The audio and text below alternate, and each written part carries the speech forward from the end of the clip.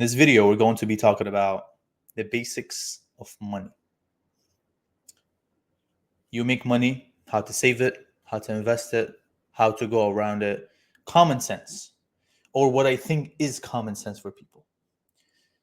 You may or may not have heard of these things, but they're very, very crucial, fundamental points of your building blocks of building your future. Whether you want to reach to a $10,000 a month or you want to reach to $100,000 a month. This is very important for you to do. Again, disclaimer, I'm not going to be teaching you the methods of making money. I'm going to be teaching you how you save your money, how you manage your money, simply put. How to repurpose as well.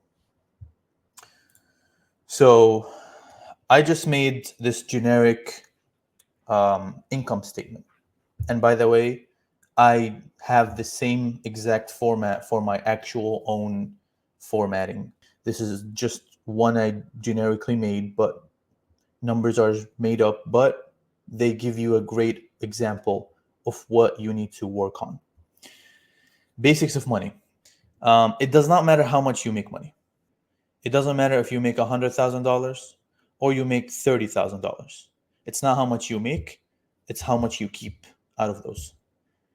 So, as an example over here, if you look at the green boxes, they are the monthly income, which are the positives, assets, which are things that you own that make you some sort of revenue, and then you have the expenses, which are the negatives, which are things that take away money from your bank account.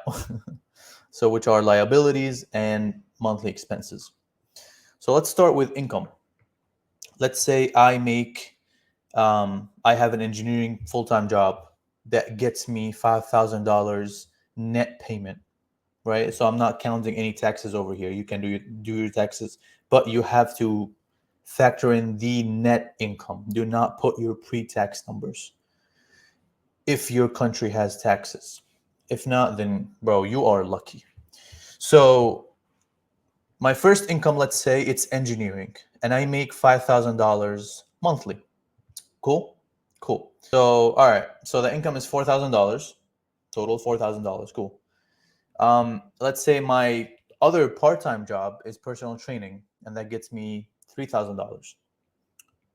And then let's say on the side, when I have time, not always, but I flip items. I go to Facebook Marketplace.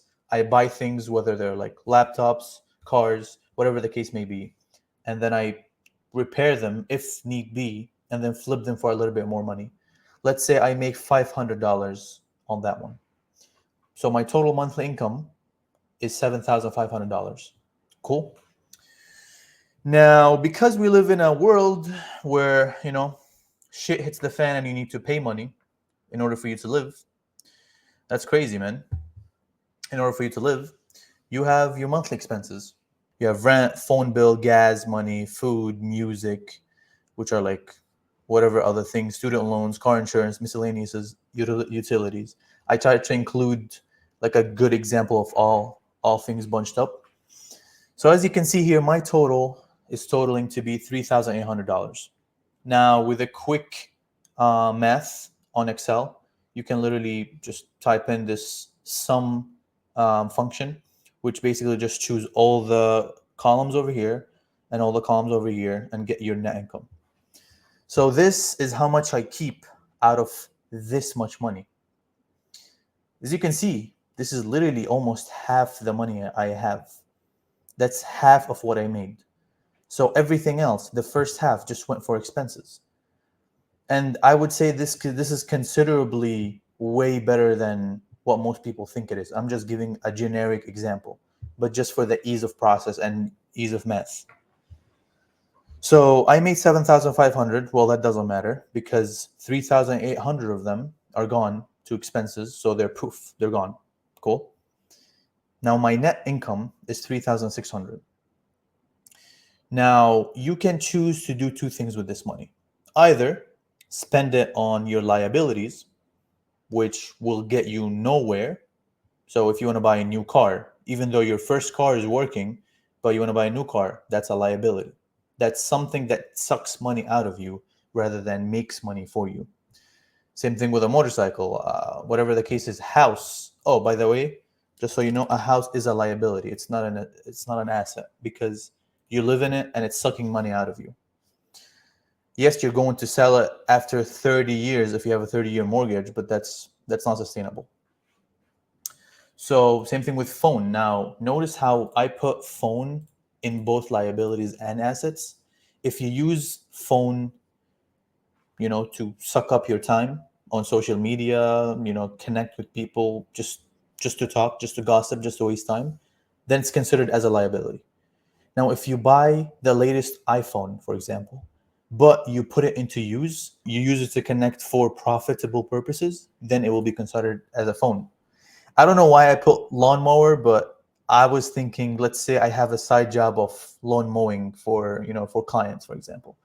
Then the lawn mower is an asset because yes, it's $5,000 mower, but it's making me per week, let's say $500. So in about 10 weeks, I pay it back, and then anything after that, it's pure profit. So that's why it's considered as an asset. So I recommend you create this Excel sheet. You can use it, you can copy it, whatever the case is. So this is basically it. It doesn't matter that I made that much money. It does not matter that I made $7,500 a month. This is what I care about. This is what I care about. I made $3,600. Now, if you are a smart person who has a goal for the future, whether you're saving up for, a car that you need, whether you're saving up for a house, whether you're saving up for a business that you're building, whether you're saving up to help your family, whatever the case is, you need to put this in a savings account. I recommend a savings account which is called a high yield savings account. A high yield savings account, which is HYSA for short, is a savings account, but with a high interest rate. It yields back interest for up to 4 to 4.5% of your savings. So it's basically, let's say I put in $3,600, and let's say let me do a math real quick. So $3,600 times 4.25%. So I will be making $153 on this bad boy by simply putting this much money in the high yield savings account, because it's accumulating interest and the interest is being paid back to you. So just by simply putting your savings in a high yield savings account, you're just getting free money basically.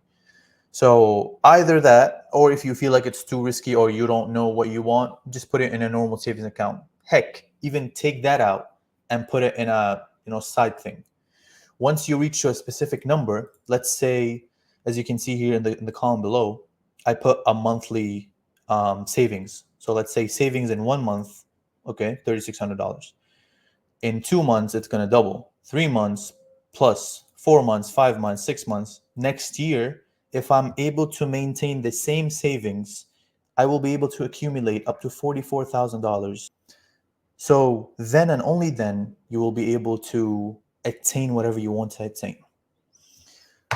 So the gist of this video, it does not matter how much money you make. What matters is how much you keep. I recommend starting with 10% of your income to start with. Start with 10% of your income, put it straight into savings. You don't even have to look at it.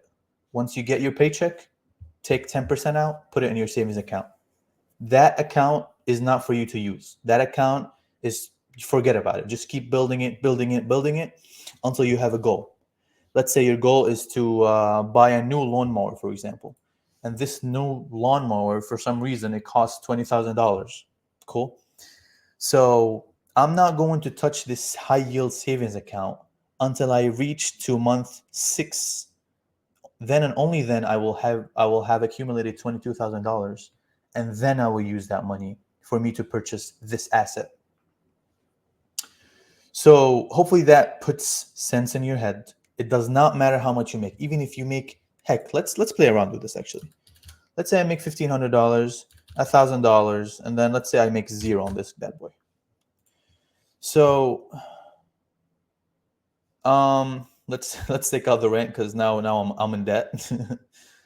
Let's say let's do $450 for rent, which is not it's not realistic at all. But let's say that.